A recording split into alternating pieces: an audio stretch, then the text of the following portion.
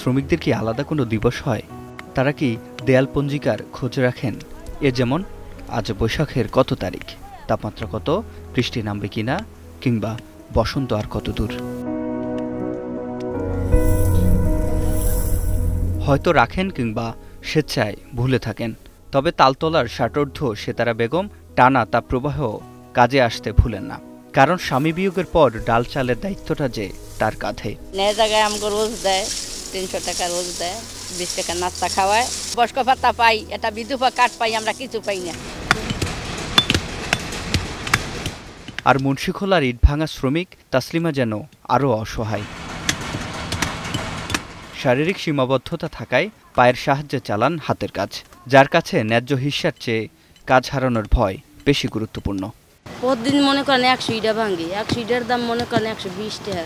আনকে ঘর ভাড়া দিমু না পানির বিল দিমু, না মাইয়া লেখাপড়া করে মাদ্রাসায় এই বেতন দিমু, না নিজে চলমু, নিজে চলা একটু কাপড় চোপড় তো লাগে, ওষুধ বড়ি তো লাগে। দেশের রপ্তানির শক্তিঘর বলা হয় যে খাতকে, সেই পোশাক খাতে শ্রমিকরাই যেন সবচেয়ে বেশি বৈষম্যের শিকার। 2023-এ 171টি শ্রমিক আন্দোলনের 110টি হয় এই খাতে। আর শ্রমিকদের অসন্তোষের সবচেয়ে বড় কারণ ছিল বকেয়া বেতন আদায় ও বেতন বৃদ্ধি নিয়ে।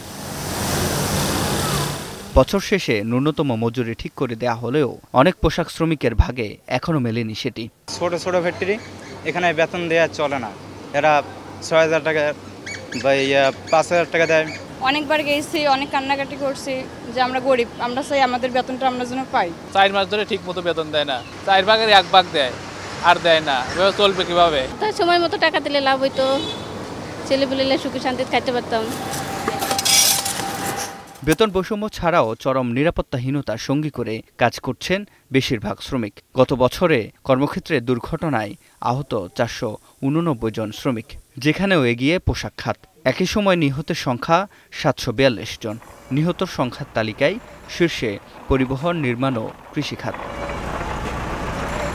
কর্মক্ষেত্রে নির্যাতনের শিকার হয়ে মৃত্যুর সংখ্যাও কম নয়, যেখানে রিক্সা শ্রমিক, নিরাপত্তা ও গৃহকর্মীরা বেশি ভুক্তভোগী। কাজ করতে করতে কিছু কিছু জায়গায় টাকা আটকে পড়ছে, ওইটাই পাইনি, হয়তো সর্দারে খাইয়া লেছে না, ঠিকাদারে দেই নাই। সবাই নিরাপত্তা আমরা, কিন্তু আমাদের নিরাপত্তা কেউ দেয় না। আমাদের বেতন নিম্ন বেতন 20,000 টাকা হলে আমাদের নুন ভাত খায় ছেলে মেয়ে নেবো বাসা নিয়ে খেতে পারি।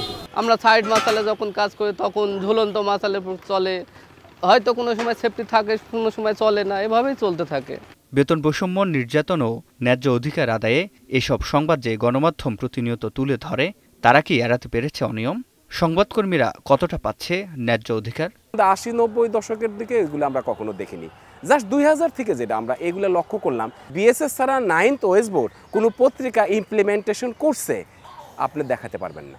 এটা তো একটা বিশাল বৈষম্য। এটি পত্রিকায় আপনার 13 মাসের বেতন বকেয়া রয়ে গেছে। সেক্ষেত্রে ওই পত্রিকারে আবার যখন মিটিং হয়, সেখানে বলা হচ্ছে যে গত 1 মাস 2 মাস ধরে গার্মেন্টস শ্রমিকরা বেতন পাচ্ছে না, আপনারা কি করেন, আপনারা রিপোর্ট করছেন না কেন? এই জায়গাগুলো থেকে বেরিয়ে আসার জন্য সরকার পলিসি করে দেওয়ার পাশাপাশি একের সঙ্গে সরকারের যে মন্ত্রণালয় আছে, তথ্য মন্ত্রণালয়, তাদের উচিত যে এগুলো মনিটরিং করা। শ্রম বিশেষজ্ঞরা বলছেন, বাংলাদেশে শ্রম আইন 80% শ্রমিককেই সুরক্ষা দিতে পারে না।